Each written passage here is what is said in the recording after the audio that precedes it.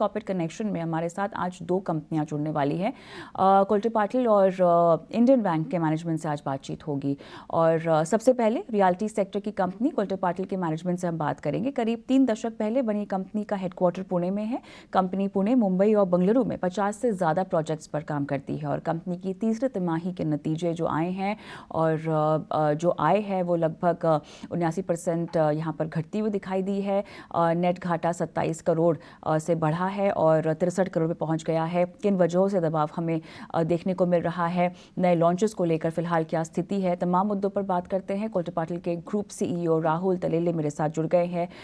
राहुल, स्वागत है आपका हमारी इस पेशकश में। और प्रॉफिटेबिलिटी एबिटा की अगर हम बात करें तो क्या इम्पैक्ट यहाँ पर करता हुआ आपको दिखाई दिया है?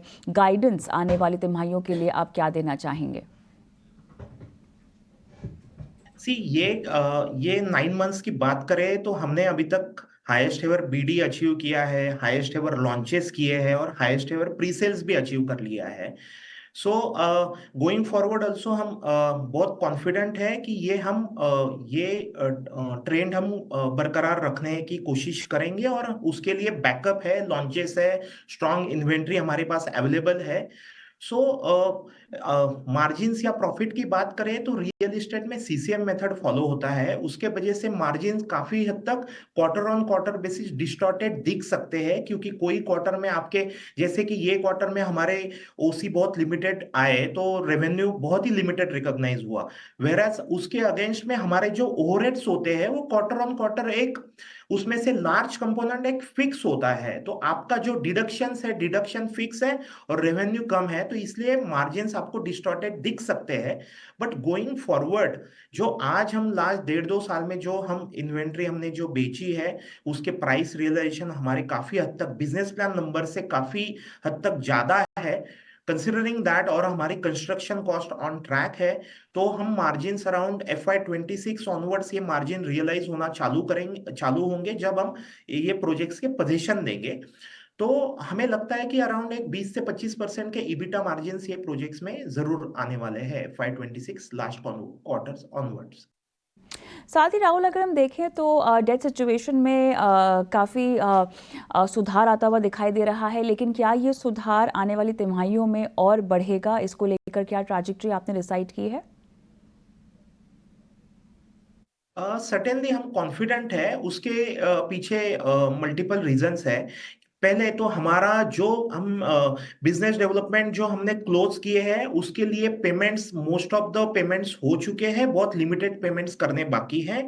और हमारे at the same time last 2 साल में हमने जो इन्वेंट्री बेची है वहां से कलेक्शंस काफी स्ट्रांग आ रहे हैं और आने वाले हैं, तो उसके वजह से हमारे इंटरनल एक्रूअल स्ट्रांग रहने वाले हैं। सो हम हमारा फर्स्ट प्रायोरिटी या फर्स्ट कभी भी बिजनेस डेवलपमेंट अपॉर्चुनिटी क्लोज करने के लिए इंटरनल एक्रूअल्स के ऊपर फोकस रहेगा। उसके बाद में ही हम बोर्ड से अप्रूवल है 0.5 डेट टू इक्विटी रेशियो, आज तो हम 0 डेट टू इक्विटी रेशियो पे बैठे हैं, तो काफी हद तक वहां पे पोटेंशियल है। बट हम जुडिशियस कॉल लेंगे कुछ भी डेट रेज करना होगा तो। राहुल, आपकी लॉन्च को लेकर, पाइपलाइन प्रोजेक्ट्स को लेकर किस तरह से उभरती हुई दिखाई दे रही है? सेल्स पोटेंशियल अगर हम समझना चाहें तो आने वाले क्वार्टर्स के लिए कैसा लग रहा है?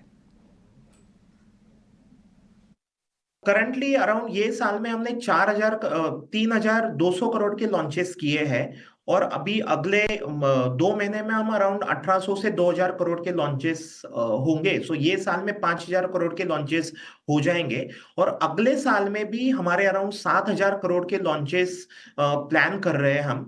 उसमें काफी डाइवर्सिफिकेशन भी अचीव करेंगे, क्योंकि बॉम्बे में काफी ज्यादा लॉन्चेस नेक्स्ट ईयर हम प्लान कर रहे हैं। जो हमने ये साल बॉम्बे में बीडी क्लोज किया उसके लॉन्चेस सब नेक्स्ट फाइनेंशियल ईयर में लाइंड अप है। ये साल का हमारा प्री सेल्स का गाइडेंस था 2,800 करोड़, उसमें से लगभग हमने 2,100 करोड़ ऑलरेडी अचीव कर लिया है। तो वी आर ऑन ट्रैक, हम ट्रैक पे है वो हमारा गाइडेंस अचीव करने के लिए with a better price realisation. और अगले 2 साल हम 25% CAGR की बढ़ोतरी हम एक्सपेक्ट कर रहे हैं इन और pre sales numbers, considering a strong launch pipeline. चलिए, इसी के साथ राहुल जी, धन्यवाद, आपने समय